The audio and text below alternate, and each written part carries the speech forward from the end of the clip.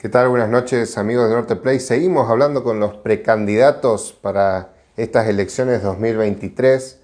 En este caso tenemos ahora a Sergio Almirón, que se presenta encabezando una lista de concejales por Evolución Resistencia y busca también tener su lugar en el Consejo Deliberante de Resistencia. Buenas noches, Sergio. Gracias por acercarte al diario. No, gracias a ustedes por la posibilidad de compartir este momento de charla ya sábado a la noche un poco más tranquilo después de toda la actividad del día y agradecidos por la posibilidad, como decíamos, de darle el mensaje que tenemos nosotros a través de tu medio prestigioso. Bueno, Sergio, empezamos fuerte. ¿Qué vas a cambiar desde el Consejo con respecto a lo que pasa en Resistencia? Nosotros tenemos que cambiar cierta forma de que el Consejo tiene hoy por hoy de funcionar. Creemos y estamos convencidos que Resistencia tiene que rever sus prioridades, tiene que atender un poco más a lo que dice el vecino y pensar y enfocar la estrategia de gobierno, la estrategia de gestión en dar respuesta a lo que el vecino necesita. Y creo que desde el Consejo nosotros podemos apuntalar la gestión administrativa que tenga quien sea elegido intendente, en este caso nosotros acompañamos a Aida Ayala, y darle una impronta de seguimiento a la gestión pública.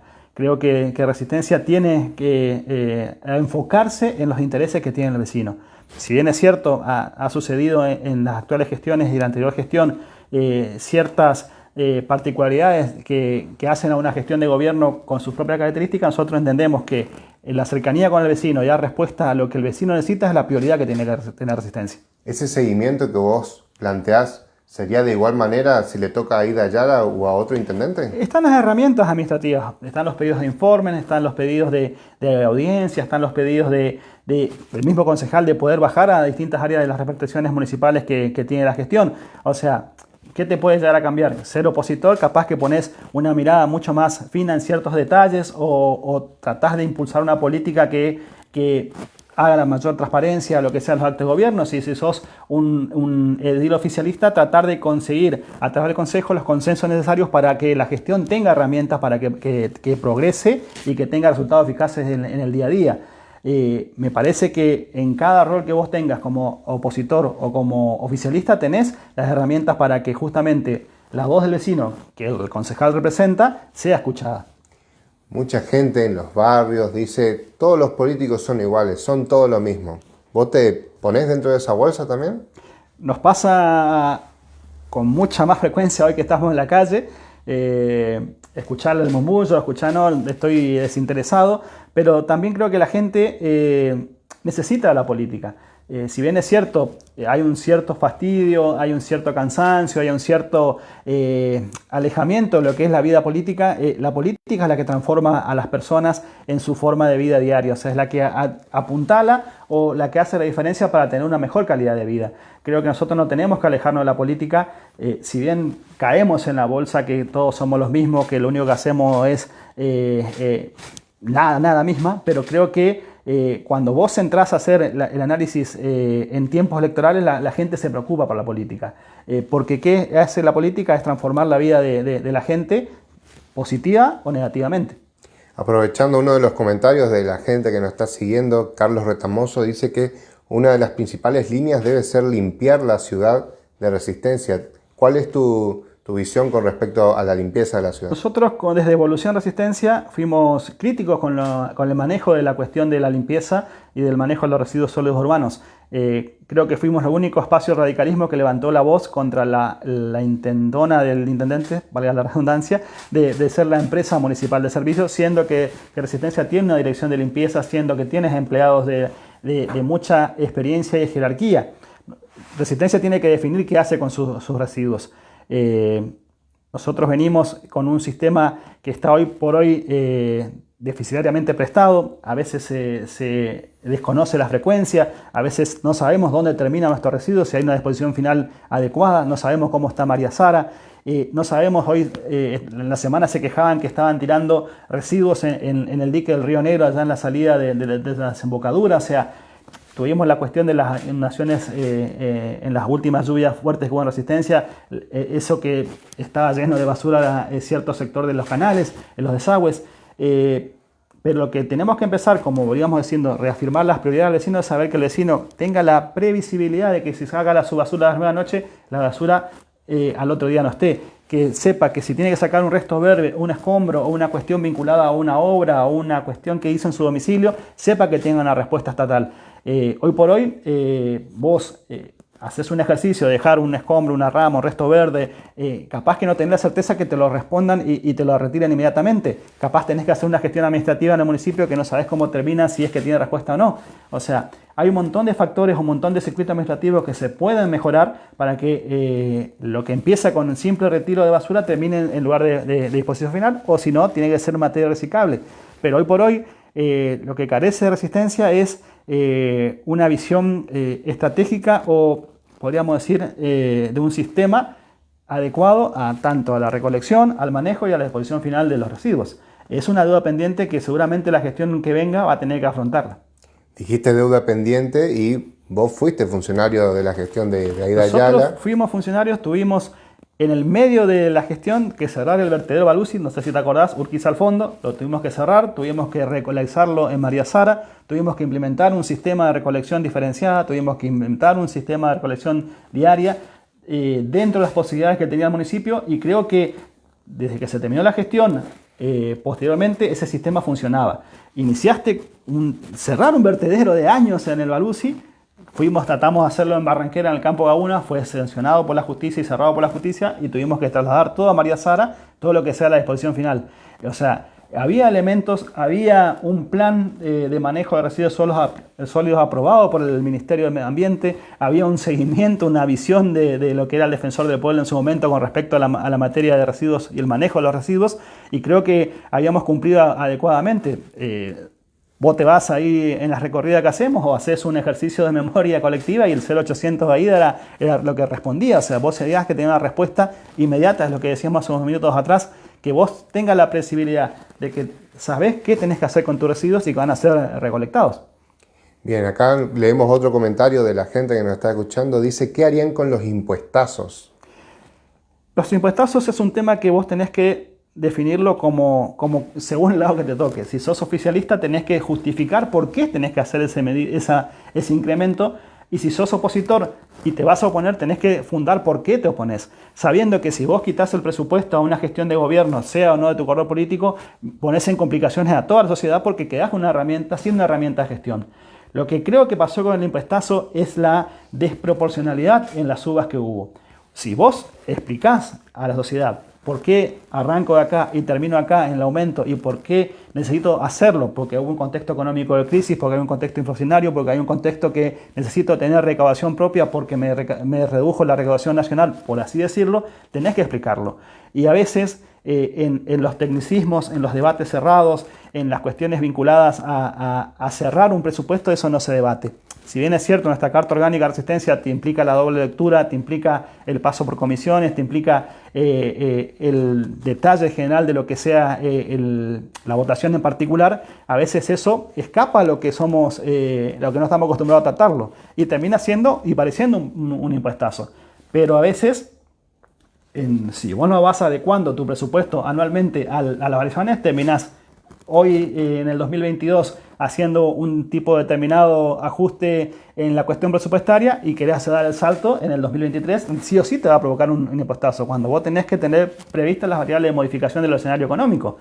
Es cierto que para que una ordenanza de presupuesto salga, sería lo mejor que sea unánime, porque implica que todo el arco político comparte el objetivo del presupuesto o comparte que ese presupuesto va a ser el basamento de una gestión que favorece a todos. Pero si no se la explica o no se la debate y vos pasás de pagar 10 a pagar 100, sí o sí te va a fastidiar y te va a molestar. ¿Crees que hubo poca difusión o poca información de parte de la gestión municipal actual en cuanto a la carga tributaria que tuvo lugar tanto este año como el año pasado o desde el inicio de la gestión? Suele ser así, que las cuestiones que están alejadas del día a día de la gente no tenga esa real comunicación o esa real dimensión. Nosotros cuando estábamos en la gestión de AIDA tenía mucha incidencia en lo que era el presupuesto participativo. O sea, el vecino decía, en este sector quiero que se haga esta avenida, en este sector quiero que se haga este desagüe, en este sector quiero que se termine construyendo 3 o 4 espacios verdes. O sea, la gente tenía una cierta interrelación más cercana con lo que era la discusión presupuestaria. Hoy existen las audiencias públicas, se dan adecuadas las audiencias públicas, a la gente le interesa ir a una audiencia pública, habría que ver los registros del Consejo, si cuánta participación hay, si hay vecinos, si hay sectores que se involucren en la discusión del presupuesto. Pero si vos tenés herramientas hoy con la tecnología donde vos puedas someter a la consideración de la sociedad, che, tenemos esta necesidad de obra, tenemos esta necesidad de tener recursos, la pongamos a consideración y haces un mix de audiencia pública, de consulta popular, de una cuestión de una aplicación tecnológica para que se exprese la gente o un presupuesto participativo. Estamos hablando de presupuesto participativo hace casi 10 años, cuando no teníamos ni WhatsApp, ni las cuestiones de la inteligencia artificial, ni las cuestiones de los mecanismos de las redes sociales, donde la gente podía participar mucho más, con mucha más cercanía que hace 10 años atrás. Antes vos te ibas hacia una urna en un centro comunitario y la palabra del vecino llegaba al presupuesto. Por eso se hacía una obra en determinado barrio, por eso se hacía un espacio verde, por eso se ocupaba tal cosa en la gestión. Creo que por ahí tiene que ir el futuro de una discusión presupuestaria, que tenga mucho más vinculación con la generalidad de la sociedad que en los claustros del Consejo, que sí o sí tiene que hacerlo, pero sería bueno que también se debata a puertas abiertas. Para vos, el tema de la tracción a sangre, ¿fue una discusión que se analizó poco en Resistencia? ¿Crees que es posible impulsar una solución? La tracción a sangre, nosotros volvemos a la gestión de AIDA con la Secretaría de Desarrollo Social y con la Secretaría de Gobierno, la Secretaría de Tránsito, se había logrado restringir la circulación en ciertos horarios del ingreso a tracción a sangre. Habíamos hecho puestos donde la gente que recolectaba con sus carros dejaba su mercadería en los puestos en las plazas, en las 4 puntas de las plazas, y hacían intermediación con los mayoristas de la cuestión de la recuperación y hacían su ingreso en esa jornada. Creo que si vos nos sentás en la mesa a la parte municipal y a la parte de los carreros y a la parte de la sociedad civil que se involucra en esa cuestión, no va a salir un proyecto adecuado. Según decían, había más de 1.700, 1.800 carros. Implica que 3 o 4 familias están viviendo de eso.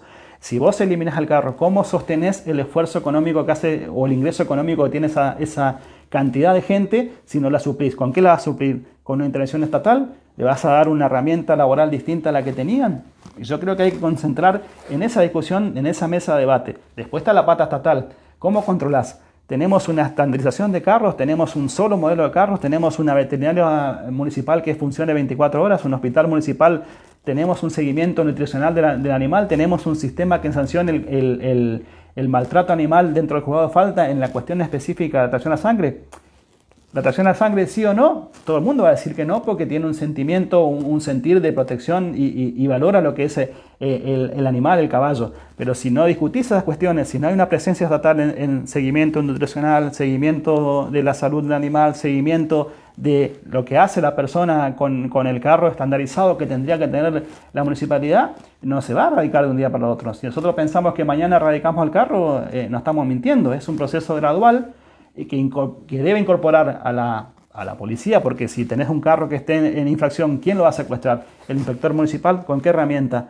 ¿Va a ser la colaboración de la policía? ¿A dónde llevamos el carro? ¿Dónde ponemos el caballo que secuestramos? Si la persona te pide la devolución del carro dentro de las 48 horas porque paga la multa o porque se adecua a un régimen de sancionatorio que le favorece y puede recuperar su bien, ¿cómo hacer el seguimiento después de que si tiene antecedentes o no? Es compleja la situación y no únicamente se agota en sí o no. Obviamente debe ser no porque querés la protección del animal, pero ese no implica que tengas que dar herramientas a quienes explotan y funcionan con el carro en su economía familiar, su economía de subsistencia. En una ciudad que tenemos casi el 53% de pobreza, vos querés erradicar de la nada en un segundo algo que sostiene mucha economía familiar. Es un tema complejo y que si no están todas las patas de la discusión en la mesa, va a fracasar esa discusión. ¿Cuánto tiempo crees vos que tardaría en solucionarse este problema de la tracción a sangre? Si están todas las patas en la mesa, si están todos de acuerdo en un proceso gradual de transformación de los mecanismos de trabajo, porque ¿qué es lo que te genera hoy el fastidio de la sociedad? Que son las 9 de la mañana y tenés un carro en el medio del centro, o que son las 11 de la noche y hay un carro allá en Soberanía, calle 25, sin ningún tipo de medidas de señalización y de protección para terceros, o que cae lamentablemente un animal fallecido en la vía pública y nadie se ocupa ni de levantarlo o por qué está ahí. Si las patas de la discusión se ponen de acuerdo, ya sea en la erradicación o en la implementación parcial o lo que sea necesario para que la afectación en los extremos de la discusión sea mínima, eso tendría que tener un proceso que no te puede llevar más de un año de gestión.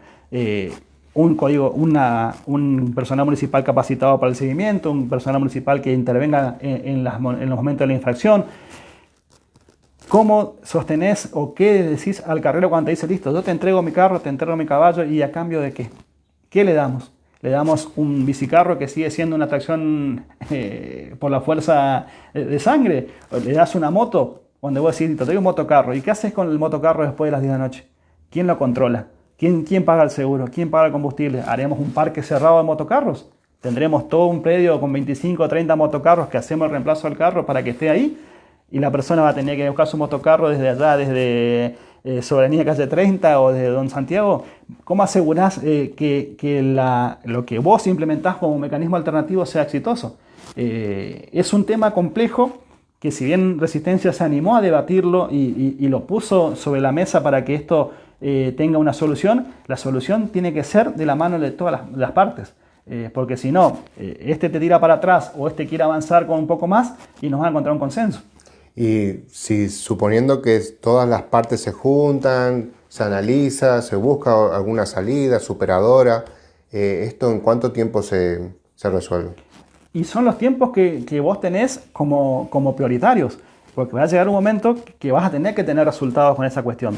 Si vos arrancás con un plan, una metodología de trabajo, vas a tener que hacer un relevamiento, vas a tener que hacer qué ofreces como alternativa, vas a tener que hacer una etapa de instrumentación, de prueba de lo que quieras hacer, y después tendrás que hacer la cuestión sancionatoria. O sea, si vamos a eliminar la tracción a sangre y no vamos a permitir carro, ¿estamos preparados para hacer los secuestros? ¿Estamos preparados para que la fuerza de empleados municipales acompañado por la fuerza policial haga un secuestro violento de un carro en el centro?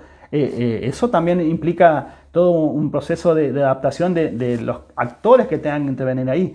Por eso el consenso va a ser necesario, y si tenés el tiempo de gestión, 6 meses, un año, y que todas las patas lleguen a un consenso y digan, listo, vamos por este camino, puede ser mucho más fácil. Pero no lo puedes solucionar en 2 o 3 semanas o decir, no hay más tracción a sangre. Así de simple no es. ¿Andás recorriendo los barrios, Sergio? Hemos arrancado con distintas visitas y acciones de la campaña política, y siempre estamos dando vuelta por lo que es la ciudad de Resistencia, que ha crecido demasiado. Hoy te pones a comparar lo que es, porque uno siempre tiene que hacer, cuando empieza la actividad electoral, a recordar qué hacía hace 3 años, hace 4 campañas, para justamente ver cómo sigue la metodología de trabajo, y tenés mucho más barrio, tenés mucho más escuela, tenés mucho más puntos de donde tenés que ir a hacer un trabajo político. O sea, la verdad que Resistencia está muy crecida. ¿Andás de noche por la ciudad? Andamos de noche y la verdad que recién estábamos acá a la vuelta del diario. Pellegrini, a la vuelta de la Pellegrini, tenemos un sanatorio en la esquina, muy importante, pero tenés media cuadra y está oscura. O sea, está compleja la noche de Resistencia, y compleja no solo por la falta de iluminación, sino también compleja por lo que siempre fue la noche resistenciana. O sea, mientras muchos duermen, mucha gente de noche vive, y eso en la gestión es un tema que hay que ocuparse. ¿Desde el municipio se puede colaborar a que Resistencia sea una ciudad más segura? Sí, totalmente. Hoy por hoy tenemos que redefinir, como te decía al principio de la charla, las prioridades. Es más allá de la limpieza, del servicio de transporte. ¿Qué hace el municipio en materia de seguridad? Hoy por hoy tenemos una dirección de guardia comunitaria. ¿Y cuál es el rol que tiene la Guardia Comunitaria hoy? Un rol pasivo, un rol de presencia en edificios municipales, un rol de presencia en eventos masivos, y más allá de eso, ¿qué? Hoy estábamos hablando con Jessica, otra de las candidatas de la lista, y tomamos el ejemplo de la Plaza Placentini, que hoy por hoy está más abandonada que hace 4 o 5 años. ¿Y por qué? Teniendo a una cuadra un centro comunitario, ¿por qué no podemos tener 3 guardias comunitarias permanentemente, de 8 a 12 o de 4 a 20 o de 20 a 22, haciendo una actividad preventiva? ¿Por qué el municipio no puede tener un centro de monitoreo? Sabemos que Resistencia está llena de cámaras, sabemos que hay un centro de monitoreo 911. ¿Ese 911 está articulado con el municipio? ¿Está articulado con la base de tránsito o está articulado con la base de la Guardia Comunitaria? No lo sabemos. ¿El guardia comunitario tiene una formación? Sí, debe tener una formación básica justamente para estar en la Guardia Comunitaria. pero ¿está capacitado para hacer una intervención de una emergencia médica? ¿Tiene elementos para llamar ante una emergencia, ante un arrebato, ante un accidente? ¿A dónde recurre? Hay ciertos elementos que vos podés congeniar: un centro de monitoreo, un sistema de comunicación, un sistema municipal de respuestas rápidas ante una emergencia. Puede darse el caso de que la municipalidad también asuma roles proactivos en materia de seguridad: patrulleros, ambulancias, motos. ¿Por qué no hacemos una comparación con Corrientes? ¿Cuántas motos tiene la dirección de tránsito en Corrientes? ¿Más de 60? ¿Cuántas motos tiene la dirección de tránsito de Resistencia? No lo sabemos. O sea, ¿cómo funciona la Guardia Urbana correctamente? Y traigamos esa experiencia acá. No puede ser que nosotros, acá a 180 kilómetros, la Municipalidad de Sáenz Peña tiene más de 300 cámaras instaladas y nosotros como Resistencia no tengamos un centro de monitoreo propio. Y si lo hay, ¿dónde estamos monitoreando? Únicamente el macrocentro. Si estamos monitoreando el macrocentro, ¿por qué no nos enteramos de los cortes con una aplicación que haya guía? Che, está cortado acá, ahí vino la alerta de la aplicación del municipio, vamos por otro lado. ¿Por qué no nos enteramos si se corta el puente a través de la aplicación del municipio? O sea, estamos monitoreando la zona de la terminal, la Liguria, el Don Santiago. Tenemos seguramente más de 45 o 50 puntos de control básico en la ciudad. Vamos a la zona de la terminal, la avenida Marina Argentina y la Maclin, o sea, accidentes, semáforo en rojo, los colectivos que tienen que hacer toda una maniobra para entrar, zona oscura, residuos a mitad de cuadra. O sea, si vos tenés una cámara de monitoreo, sabés que tenés a alguien tirando residuos, sabés que se está haciendo una infracción porque no se está respetando el semáforo, mandar a la gente de tránsito que haga la regulación. Creo que esa es una de las materias pendientes que tiene el municipio, de salir de las 4 avenidas, de las 8 avenidas, y que el servicio municipal llegue a toda Resistencia. Que el servicio que vos prestás en un macrocentro de regulación también llegue allá a Soberanía 25, o llegue allá a 9 de julio con el límite de Barranqueras, o llegue a la Sabim. O sea, tenés que expandir un poco más lo que es la prestación del servicio, y ni que hablar del otro lado de la soberanía. Ahí sí o sí tenés que crear seguramente un centro de atención municipal, lo mismo que en la zona norte, el barrio que está en todo aquel lado, que hoy por hoy depende de la centralidad de la municipalidad, cuando tenés que pensar una municipalidad distinta. ¿Cómo ves, por qué decidiste, Sergio, acompañar, o por qué decidió tu espacio, acompañar a Polini y no a Asdero? Nosotros estamos dentro de un acuerdo que se generó oportunamente entre las personas que conducen nuestro movimiento: Juan Carlos Polini, Ángel Rosas, con Bruno Cipollini y con Aida Ayala. Nosotros en ese sentido acompañamos la decisión de Bruno de generar ese espacio.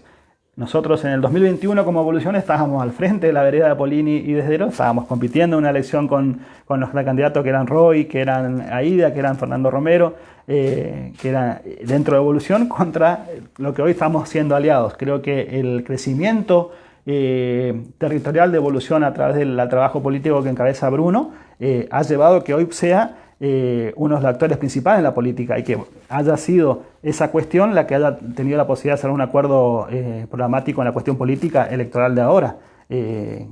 Me parece que esa es la respuesta. O sea, el crecimiento de Evolución a través del trabajo político que lidera Bruno es lo que ha hecho que sea tenido en cuenta para un eventual acuerdo que ha sucedido. ¿Crees que el panorama electoral para estas elecciones está con mucha más incertidumbre que elecciones anteriores? Nosotros como oposición tenemos hoy chances de recuperar el poder en la provincia y en Resistencia, y en muchas otras localidades, y sostener municipios que hoy somos gobierno. Creo que podemos tener un salto hacia elecciones ganadas, por así decirlo. Dependerá mucho de la madurez política, dependerá mucho de que los egos o las cuestiones sectoriales o las cuestiones propias de las internas políticas no nublen a la cabeza de la gente que nos conduce, y podamos tener un proceso post-paso ordenado hacia septiembre. Si nosotros como espacio político, llámese la lista orden de trabajo, llámese la lista Z o llámese la lista cualquiera que participe dentro del espacio Juntos por el Cambio, post-paso se siente contenido y se siente que hay una verdadera vocación de poder, creo que podemos tener muchas posibilidades de acceder al gobierno, sabiendo que un gobierno como el de Coqui que trabaja, que le mete su impulso, le mete su impronta, es difícil de derrotar, pero no imposible. Y creo que estamos haciendo las cosas correctas para que eso suceda. Por lo menos la participación en elecciones internas, la movilización de los sectores del radicalismo, la movilización de sectores de la Alianza de Juntos por el Cambio, hacen que en la calle o con los que nosotros estamos compartiendo el trabajo político, las ganas de ganar sean muchas. Bien. Una consulta de la gente dice, ¿cómo va a influir las pasos nacionales de agosto en la provincia? Dependerá de cómo sigue la cuestión económica. Además de las pasos nacionales, el resultado de las pasos nacionales, la cuestión económica va a tener una alta incidencia en lo que sea septiembre. Parece lejano septiembre, pero si vos tenés económicamente malas noticias todos los días, es como que se va limando la posibilidad de que el oficialismo mantenga su gobierno a nivel nacional, por así decirlo. Y la opción electoral de Juntos por el Cambio, si logra encontrar la unidad y el camino, se va a abrir ese panorama. Pero nosotros tenemos que estar trabajando siempre cerca del termómetro de lo que es la realidad económica, la realidad política que nos hace caminar. Hoy empezamos la charla, cómo recibe la gente está cansada de la política, pero te vuelvo a repetir, si nosotros no hacemos la política que tenemos que hacer, ¿qué alternativa tenemos ante esta crisis económica? Mañana explota todo y ¿quién va a tener que hacerse cargo? Uno o dos sectores de la política, sea quien sea que le toque, llega por la política. Y hablando de gente cansada, ¿hay cosas que te ofuscan de lo que pasa acá en la ciudad de Resistencia? A veces la falta de previsibilidad de las cosas. O sea, eso a veces te pone de mal humor porque habiendo un montón de herramientas tecnológicas, un montón de herramientas administrativas, un montón de herramientas de gestión pública, que bueno tenga la previsibilidad de las cosas es algo que a mí me choca. Nos pasaba a nosotros en la gestión, cuando éramos gestión, imagínate hace 8 años que dejamos la gestión, todos los avances tecnológicos que hubo para tener previsibilidad en las novedades o en las noticias y no podamos hacerlo. O sea, Perdón, ¿previsibilidad en qué cuestiones? Te vas, agarras tu auto, vos estás allá en tu barrio y decís, bueno, voy al centro, ¿qué hay? ¿Cómo está el centro? ¿Está todo cortado, o está bacheado, o está cercado? Listo, me voy para otro lado. O me voy y te digo, hoy está por llover, o sea, está por venir una tormenta, ¿va a haber recolección de residuos?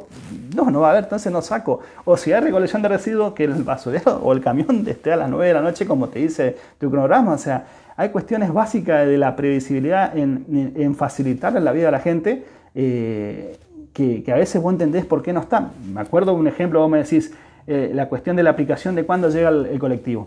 Sé que hay una, no sé cómo funciona, si es que funciona con todas las líneas, si es que tiene toda la información del sistema hoy integrado a transporte, pero yo me acuerdo que en la gestión impulsamos cuándo viene.